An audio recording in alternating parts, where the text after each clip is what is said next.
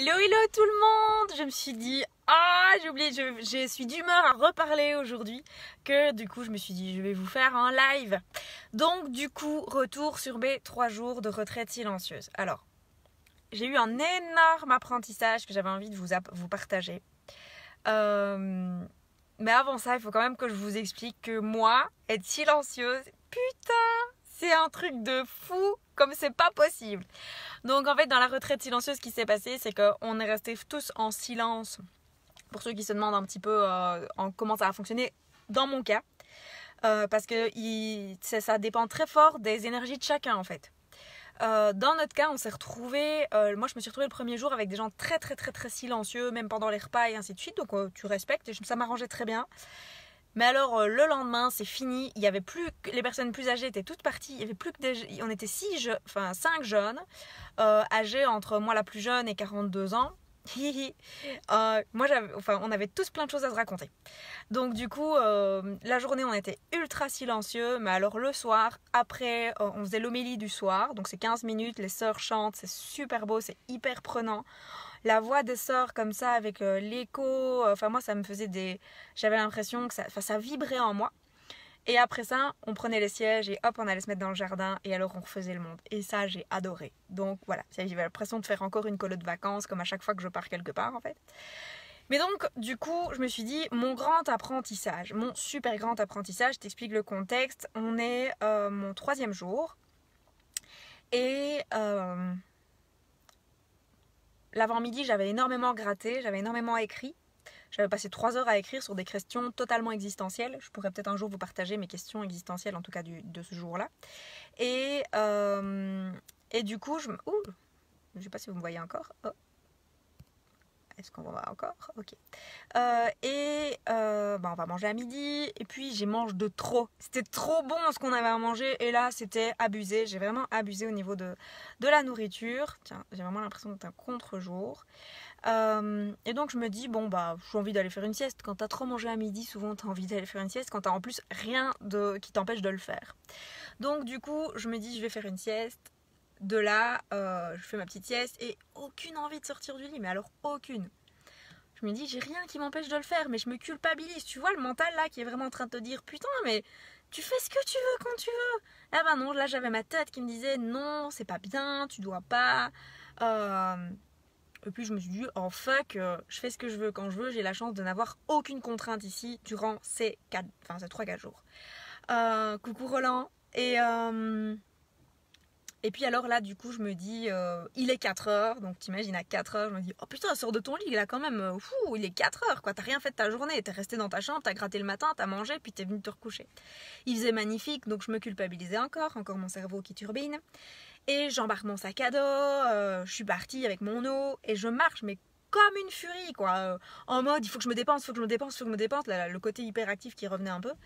Et puis là j'ai à un moment donné une autre partie de mon cerveau que je connaissais pas beaucoup qui me dit tu cours après quoi? France, tout va bien, tu cours après quoi? Et je me dis ok on va se calmer, on ralentit, on se pose, on écoute les oiseaux. Et là l'univers il est super bien fait à ce moment-là, hein. Je me perds.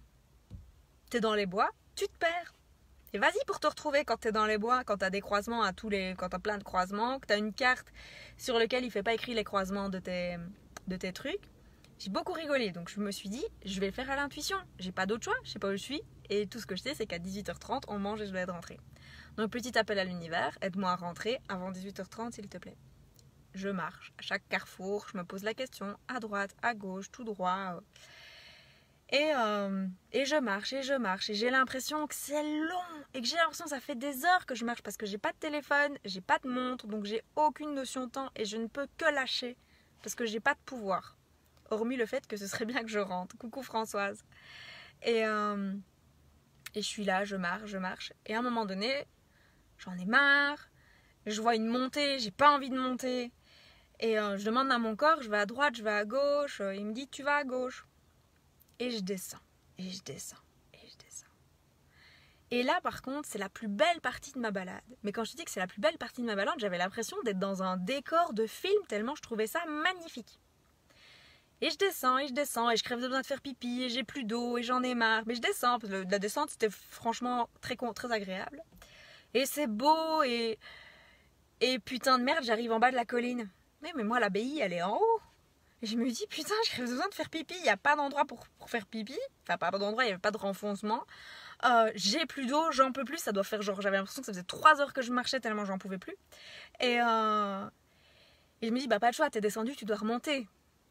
Je remonte. Et la montée est aussi belle que la descente. Franchement, c'est magnifique ce que je vois l'autre côté de ce que je voyais. C'était superbe. Et putain, j'arrive en haut. Et quand j'arrive en haut, je me retrouve exactement à mon dernier point de départ où j'ai posé la question à mon corps, est-ce que je vais à droite ou est-ce que je vais à gauche? Et là, je me suis dit, il se fout de ma gueule. J'avais plus le choix, le seul chemin que j'avais pas pris, c'est celui que j'avais pas encore essayé, et je reprends ce chemin-là. J'arrive évidemment à l'abbaye.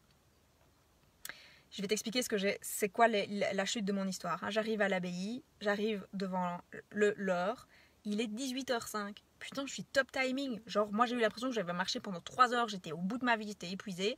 Et en fait, non, j'avais marché 2 heures. Et ce que ça m'a vraiment appris, parce que c'est vraiment la conscience que j'ai mis dessus à ce moment-là, c'est que dans la vie, tu vas parfois prendre des chemins, des détours. Tu vas parfois te perdre. Mais juste prends conscience de la beauté du chemin, parce que dans ces moments où tu te perds, c'est là où il peut se passer des choses extraordinaires. Et à ce moment-là, quand j'ai eu ce détour qui m'a bien pris et rallongé d'une demi-heure mon trajet, c'était tellement beau que de toute ma balade, c'est la seule partie que je retiens. C'est la beauté de ce que j'ai vécu. Et j'aurais pu